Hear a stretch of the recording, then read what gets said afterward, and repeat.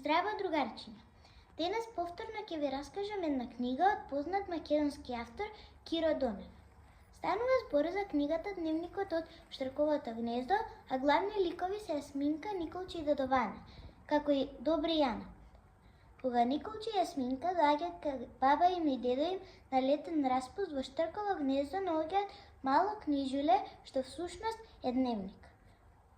Љубопитните деца и Дедована со нив седнаа под еден многу стар даб и почнаа да го читаат дневникот. Во него се раскажуваше за некој необичен автор кој го раскажуваше својот живот. Во него беа напишани неговите доживувања со дедо му и со неговата тајна симпатија, Ана.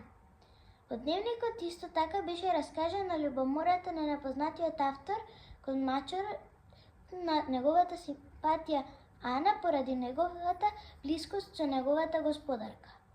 За време на зимите се случувале многу интересни авантури на непознатиот автор. Се качувал на планината каде што била куќата на неговиот дедо. Таму се воодушевувал на убавината на природата. Една ноќ пред Нова година тој му порачал желба на Дедо Мраз да се смени со лековите со мачорот на Ана. За некое време и тоа се случило. Што се случи понатаму? Дали предлозите на Јасминка и за тоа кој го напишал дневникот се точни? Ве повикувам да откриете сами.